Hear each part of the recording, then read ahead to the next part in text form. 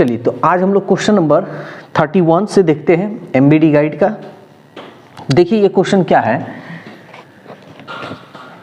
1 के बाद 2, 2 के बाद 2 गो 1, 2 के बाद 3 1, 2 के बाद 4 1, यानी जब भी ऐसे बढ़ते रहे, ठीक है।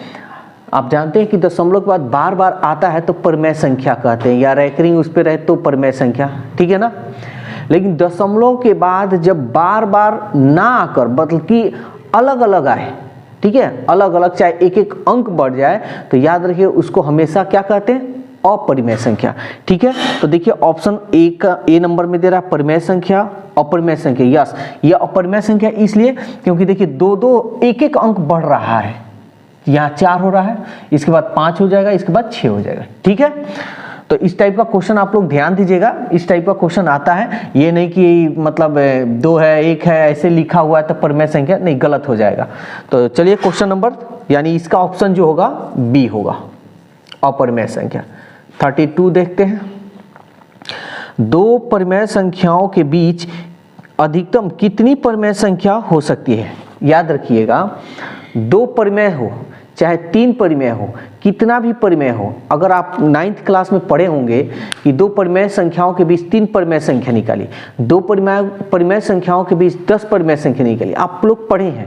तो याद रखिएगा 2 परिमेय संख्याओं के बीच अनगिनत परिमेय संख्या निकाला जा सकता है, ठीक है।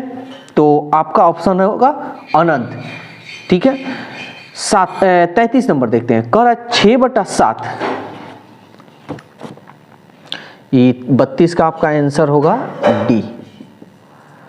33 नंबर दे रहा है, कह रहा है 6/7 का दशमलव प्रसार क्या होगा।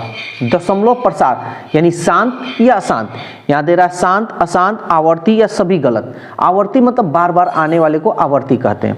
तो देखिएगा हम आप लोग बताए हैं शांत तब होता है जब हर को इंग्लिश डिनोमिनेटर हम लोग कहते हैं, इंग्लिश में डिनोमिनेटर, जब हर में या तो हर में यानी नीचे वाले हर में या तो केवल 2 आए या तो केवल 5 आए या 2 और 5 दोनों आए, तो क्या होता है, शांत होता है।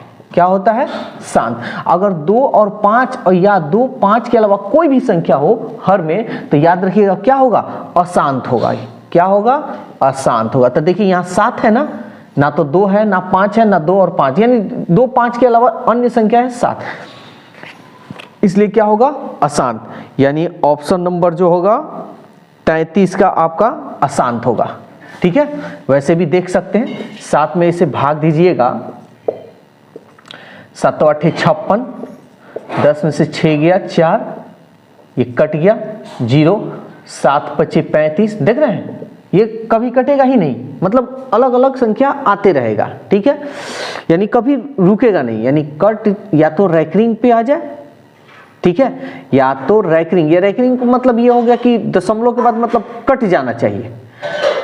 देखिए एक बात समझ लीजिएगा, थोड़ा यहाँ कंफ्यूजन हो जा रहा है आप लोग को, तो ध्यान से समझिएगा। देखिए दशमलव के बाद मान कर चलिए 1/2 आ जाए, चाहे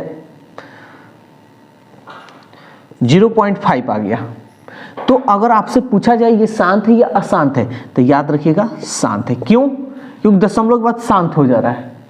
अगर यही चीज आ जाए दशमलव के बाद 0.57, रैकरिंग आ रही है, ठीक है, रैकरिंग यानी बार बार कोई ना कोई संख्या आएगा, यानी बार बार संख्या यही मतलब रिपीट होगा, बार बार संख्या यही रिपीट होगा, इसलिए ये क्या होगा, अशांत होगा। यानी दशमलव के बाद कट जाना चाहिए पूरा, बार बार नहीं आनी चाहिए। बार बार आ गया तो याद रखिएगा अशांत, अगर पूरा दशमलव के बाद पूरा कट गया तो शांत होगा, ठीक है। तो 33 नंबर का अशांत होगा, ऑप्शन नंबर बी होगा इसका। याद रखिएगा कुछ एमबीडी की जो गाइड है, कुछ क्वेश्चन का जो सॉल्यूशन है, आंसर है, वो बहुत गलत भी दिया है। तो आंसर पे आप लोग डिपेंड मत होइएगा, आप लोग मेथड पे चलिए और अपने से बनाइए, उस सॉल्व कीजिए और आपका करेक्ट आंसर होगा, ठीक है। अगला क्वेश्चन देखते हैं, किसी धनात्मक पूर्णांक a तथा b के लिए ab का मस गुणे ab का लस निम्न में से किसके बराबर होगा। तो आप लोग अच्छी तरह जानते हैं दो संख्याओं का गुणनफल मस गुणे लस होता है। तो देखिए ज़्यादा कलम कॉपी का यूज कम कीजिए, हम ऐसे ही बता रहे हैं, ठीक है। तो संख्या मस किसका कर रहा है, ए बी का, फिर मस लस ए बी का, यानी दो संख्या ए और बी हो गया। तो आपका यही ना दो संख्या होगा, तो मस गुणे लस दे रहा है तो दो संख्या का गुणनफल यही ना होगा, दो संख्या का गुणनफल बराबर मस गुणे लस। ऑप्शन ये 34 नंबर है, तो आपका ऑप्शन कौन सा होगा, ऑप्शन नंबर सी होगा। फिर अब आप लोग खुद बनाइएगा, ठीक है, हम बोल रहे हैं पढ़ रहे हैं। महत्तम समापवर्तक ए बी गुणे लघुत्तम समापवर्तक ए बी बराबर क्या होगा, सेम क्वेश्चन, यानी महत्तम गुणे लघुत्तम बराबर क्या होगा। तो याद रखिएगा दो संख्याओं का गुणनफल, तो दो संख्या क्या है, ए बी है ना, तो ए गुणे बी, यानी इसका भी ऑप्शन सी होगा, यानी 35 नंबर का भी सी होगा, ठीक है। अब देखते हैं जो बनने वाला है वो हम बोर्ड पर बनाएंगे, जो नहीं बनने वाला हम ऐसे ही बताएंगे। फिर कह रहा है 36 नंबर, यूक्लिड विभाजन एल्गोरिथम दो धनात्मक पूर्णांक के निम्न में से किसे परिकलित करने के तकनीक है। एक बात बताइए, यूक्लिड विधि द्वारा आप क्या निकालते हैं, लसा निकालते हैं, मसा निकालते हैं, भागफल निकालते हैं, शेषफल निकालते हैं, क्या निकालते हैं, मसा, हाँ मसा, ठीक है। तो आपका आंसर होगा मसा, यानी ऑप्शन नंबर बी, ठीक है। 37 नंबर देखते हैं, निम्न में कौन परिमेय संख्या है। तो भाई हम बताएंगे नहीं, आप लोगों को बता चुके हैं, बार बार परिमेय अपरिमेय ढेर रट लिए, तो कौन परिमेय संख्या है। तो अच्छी तरह जानते हैं जो रूट में ना रहे, यानी रूट से बाहर निकल जाए, रूट में हो लेकिन बाहर निकल जाए, तो वो परिमेय संख्या। तो चलिए हम बनाकर देख लेते हैं इसको। 37 नंबर, तो 37 नंबर में ए नंबर में है √3, ये बाहर नहीं निकलेगा, इसलिए परिमेय संख्या नहीं है। बी नंबर 2√2/√2, कटे सो कटा सकते हैं, 2 देखिए रूट में नहीं ना है, यानी यही होगा आपका परिमेय संख्या, ठीक है, यानी ऑप्शन बी है, ठीक है।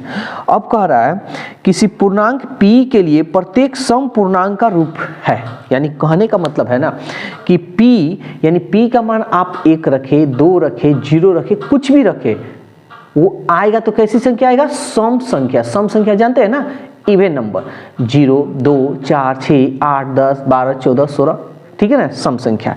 तो चलिए ये भी हम लोग देख लेते हैं, इसको भी चेक कर लेते हैं।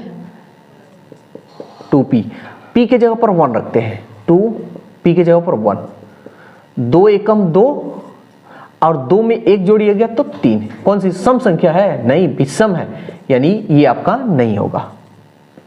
ऑप्शन नंबर बी लेते हैं, p, तो p के जगह पर 1 रखिएगा तो ये तो विषम हो जा रहा है ना, कह रहा है कौन सम संख्या है, ये भी नहीं होगा। c, p + 1, देखिए 1 रखते हैं तो 1 का 1 2 रखते हैं, 2 और 1 3, समझ में आ रहा है ना, जो कि ये कौन सी संख्या है, विषम संख्या। तो अब ज्यादा चेक करने की जरूरत नहीं है, जो लास्ट में ऑप्शन है यही आपका सम संख्या है। चेक कर लेते हैं, q के जगह पर 1, 2 एकम 2 रखते हैं तो 2 दूनी 4, 3 रखे, 3 दूनी 6, 4 के 4 दूनी 8, यानी देखिए सब सम संख्या है, ठीक है ना। तो कह रहा है कि कौन किसी पूर्णांक p के लिए प्रत्येक सम पूर्णांक का रूप है, कौन सा है, 2p, ठीक है। तो देखिए ये आपका रियल नंबर है, ठीक है। एमबीडी गाइड का पूरा रियल नंबर से ऑब्जेक्टिव क्वेश्चन हम आपका सॉल्व करा दिए हैं। तो उम्मीद करते हैं आप लोगों को वीडियो अच्छा लग रहा होगा। अगर अच्छा नहीं लग रहा है, अगर कोई दिक्कत है मेरे बताने का या मेरे बताने का तरीका, या कोई भी आपको डाउट है तो कमेंट्स कीजिए। आपकी कमेंट्स को देखकर हम जो मेरे में अगर गलती हो या कोई तरीका से आप चाहते हैं या कोई अदर बुक पढ़ाना या कोई भी क्वेश्चन कोई तरीका से बताने का, तो आप कमेंट्स कीजिए। आपके कमेंट्स को देखकर आपका जो क्वेश्चन होगा उसको सॉल्व किया जाएगा, ठीक है।